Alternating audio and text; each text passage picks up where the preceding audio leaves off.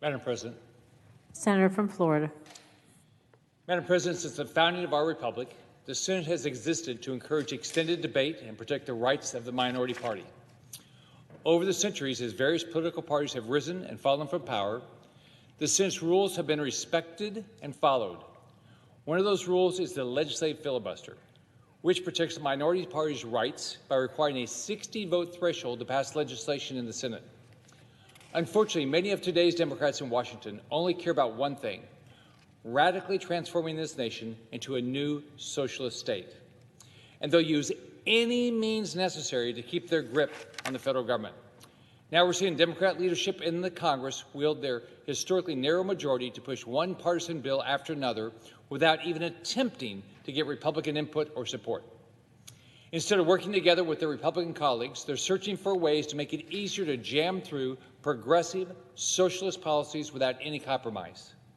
Just look at the Majority Leader's most recent statements on the filibuster. Last week, the Majority Leader wrote a letter to all Democrat senators explaining his plans to fundamentally and permanently alter the rules of the United States Senate and change the legislative filibuster. His statements could not be more hypocritical or self-serving.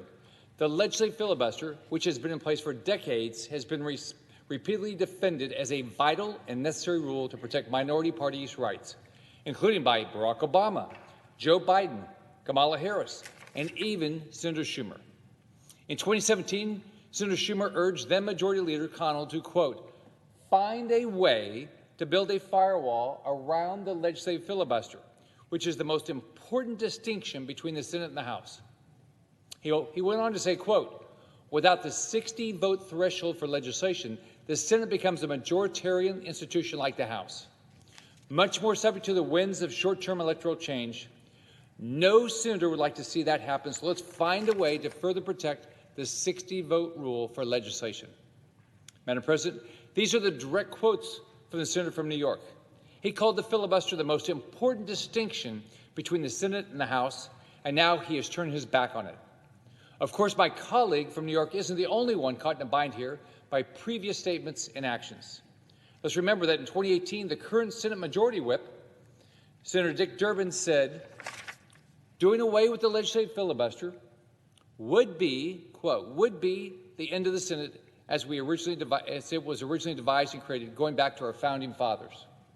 He further admitted, and quote, we have to acknowledge our respect for the minority, and that is what the Senate tries to do in its composition and its procedure.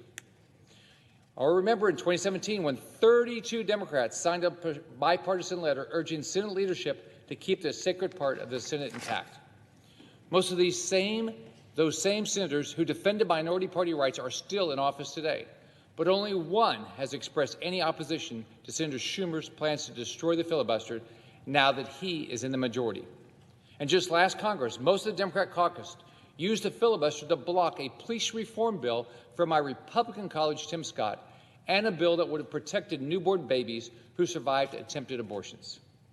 So my Democrat colleagues think the filibuster is great when it works in their favor, but they can't stand it when it blocks their radical socialist agenda, an agenda we know the American people do not support. So why the change of mind? Why are they willing to be so blatantly hypocritical and so obviously flip-flop? Because they know if they pull this off and pass this radical, dangerous bill to federalize election, it will all but secure their power into the future. That's what we're talking about here. Democrats want to push this bill through this bill that will completely upend our current election system, and they're willing to abandon their principles and flip-flop on the filibuster if it means permanently maintaining power. Senator Schumer admitted it earlier today on MSNBC. He said the quiet part out loud and explained that Democrat senators are saying things like, I'll lose my election, or we'll lose our majority if they don't change the filibuster and pass their election takeover bill. Democrats say this is about voting rights. It isn't.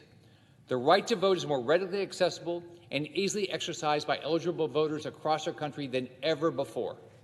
This is really about federalizing our elections and enacting policies that they think will give them an advantage in future elections. And all along the way, they will revel in their hypocrisy and self-righteously pretend that they are, quote, protecting democracy. But make no mistake, a change to the filibuster won't protect democracy. It will ruin it. Madam President, Democrats in this chamber can posture all they want, but the American people see them for what they really are, self-serving, power-hungry politicians.